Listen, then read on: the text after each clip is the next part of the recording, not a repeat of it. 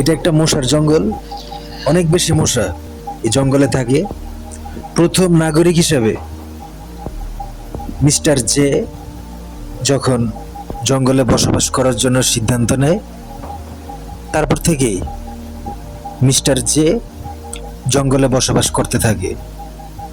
সে জঙ্গলে বাসা বানায়, কিন্তু প্রতিদিন জঙ্গলে তার বাসার পাইপের ভিতর দিয়ে মশা প্রবেশ করে, আর তাকে প্রতিদিন মশার কামড় সহ্য করতে হয়।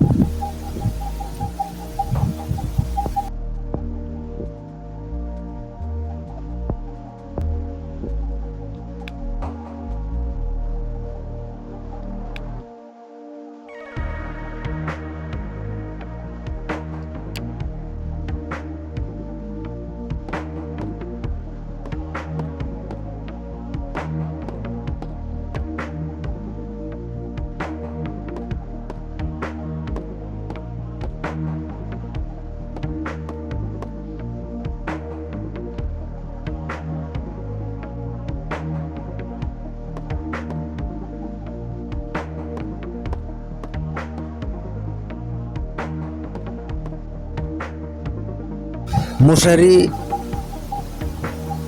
টানানোর ফলেও কোনো কাজ হয় না, কারণ মশারি ছিঁড়ে ফেলছে সব মশা। এত বেশি মশা, মশার ভারে মশারির কাপড় ছিঁড়ে যায়। প্রচুর মশা মিস্টার জে কে কামড়াইতে থাকে। তখন মিস্টার জে বুঝতে পারে না সে কি করবে।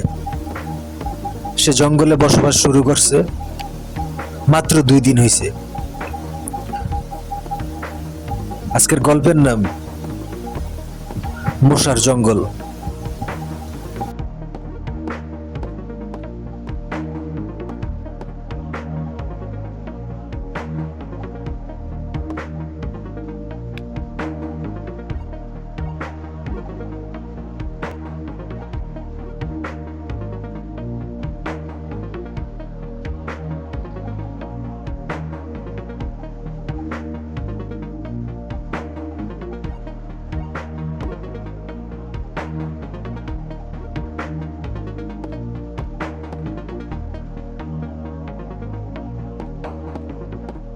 এত বেশি মশা মিস্টার জে জন্মের পর কখনোই দেখে নেই।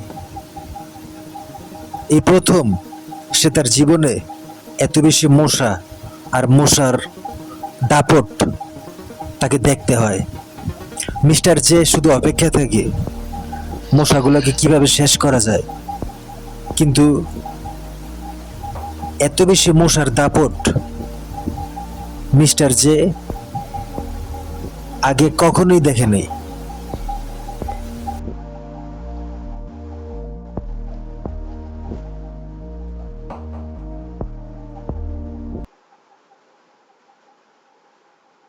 আমার গরুর ফার্মের গরুর দুধ তোরা কেউ খাইস না। আমার সব ফার্মের গরুর দুধ তোরা শেষ করে ফেলছস, এই বলে বিলাপ করতে থাকে মিস্টার জে। মিস্টার জে প্রতিদিন মশার কামড় খায়। মিস্টার জের মশারি ছিঁড়ে ফেলছে মশা কামড়াইতে কামড়াইতে, এবং মিস্টার জের গরুর খামারের যে গরুর দুধ, সেই সব দুধ শেষ করে ফেলছে মশা। কারণ এটা মশার জঙ্গল, জঙ্গলে এত বেশি মশা, মিস্টার জের গরুর খামারের সকল দুধ শেষ।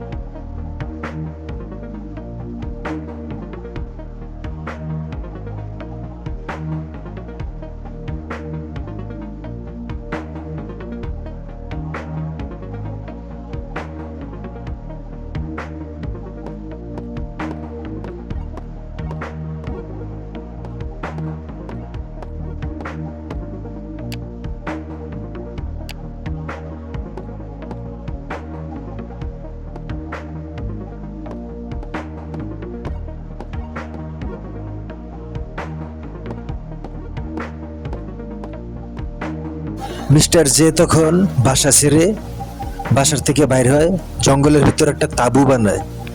কিন্তু সকল মশা সেই তাঁবু ছিঁড়ে মিস্টার জে কে কামড়াতে থাকে। মিস্টার জে মশার কামড় খাওয়ার পর মিস্টার জে মশারিও টানাতে পারে না, মশারি ছিঁড়ে ফেলছে। মিস্টার জে যখন একটা তাঁবু তৈরি করে, সে তাঁবু মশা কামড়িতে কামড়িতে শেষ করে ফেলছে।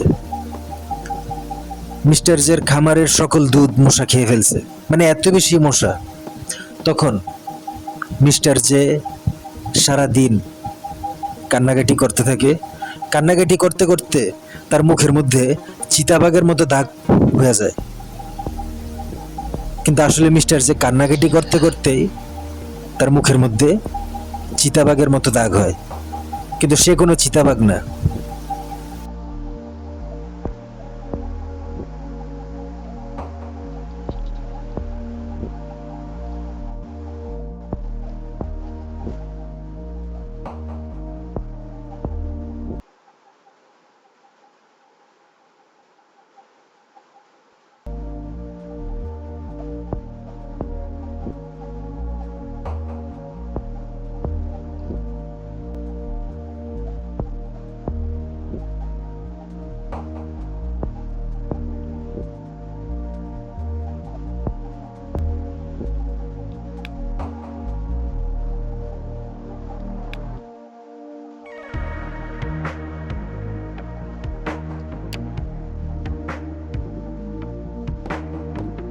মিস্টার জে তখন আগুন জ্বালায়, সারাদিন আগুন জ্বালায়, কাঠ কয়লা পোড়ায়। কিন্তু তারপরও মশার জঙ্গল, এত বেশি মশা, আগুন জ্বালায় আর কোনো কাজ হয় না। কারণ আগুন এতগুলা মশাকে মারতে যথেষ্ট না।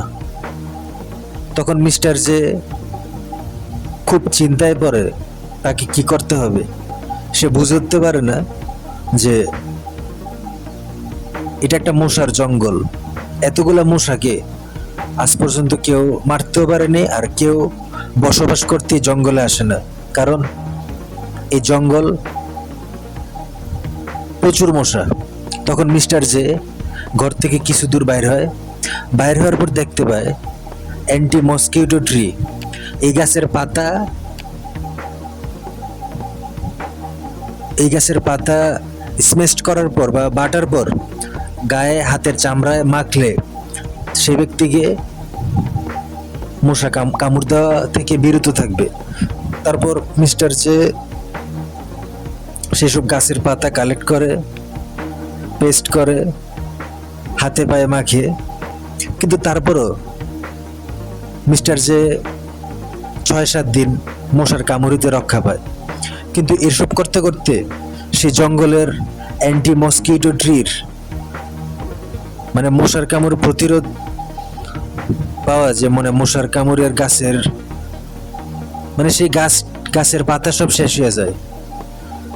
মশার কামড় আবার মিস্টার জে কে সহ্য করতে হয়। মিস্টার জে খুব কষ্ট পায়।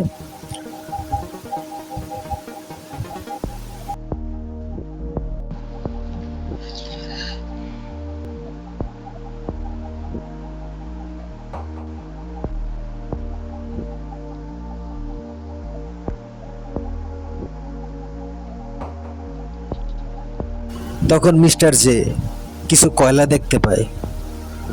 কয়লা দেখার পর মিস্টার জের মাথায় একটা কোনো বুদ্ধি আসেনি। মিস্টার জে এত কষ্ট পাইছে মশার যন্ত্রণায়। তখন মিস্টার জে পকেটে হাত দেয়। মিস্টার জে দেখে তার গ্যাস লাইটের গ্যাস শেষ, ম্যাচ লাইট নাই, কিছু নাই। তখন মিস্টার জে দুটা পাথর নেয়, পাথর নিয়ে ঘষাঘষি করে, আগুন জ্বলে। এই কয়লা 2 দিন পরে শেষ হয়ে যায়। তারপর আবার মশা আসে। মিস্টার জে তখন 2 হাত জোর করে সকল মশার কাছে অনুরোধ করে, মশা ভাই, তোরা আমার এবারের মতো মাফ করে দে, আমার ভুল হয়ে গেছে গা। তোরা মশা, তোরা, তোদেরকে আমি অনেক চেষ্টা করছি মারার, কিন্তু মারতে পারি নাই। কয়লাও শেষ। তখন মিস্টার জে তার জীবনের শেষ মুহূর্তে আসার পর মিস্টার জে দেখতে পায় জঙ্গলে কিছু ইট। তখন মিস্টার জে কিছু ইট কালেক্ট করে। ইট নেওয়ার পর মিস্টার জে একটা বড় কুয়া বানায়, পানির কুয়া। অনেক গভীর একটা কুয়া তৈরি করে। তারপর মিস্টার জে দেখতে পায় জঙ্গলের সকল মশা প্রতিনিয়ত সেই কুয়ার ভিতর ঢুকে ডিম পাড়ার জন্য, কারণ মশারা জলাবদ্ধ স্থানে ডিম পাড়ে।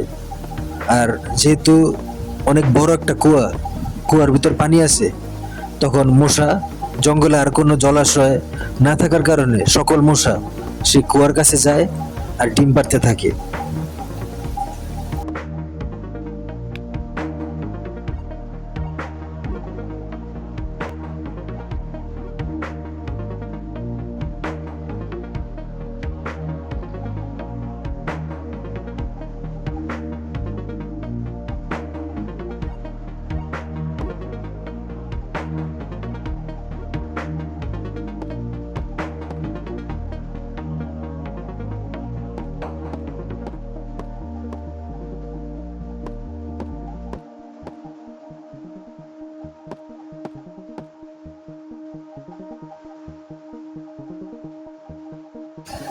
দুই তিন দিন পর দেখা যায় একটা মশাও দেখা যায় না জঙ্গলে, কারণ সেই কুয়ার ভিতর ছিল বিশাল বড় একটা ব্যাঙ। যে ব্যাঙ সকল মশাকে খেয়ে ফেলে।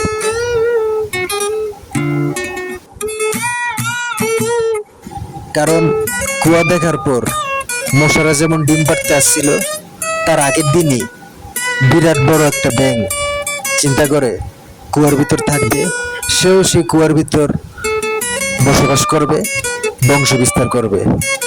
কিন্তু আপনারা তো সবাই জানেন যে ব্যাঙের খাবার মশা, মাছি, পোকামাকড়। ব্যাঙ এসব খেয়ে জীবন ধারণ করে।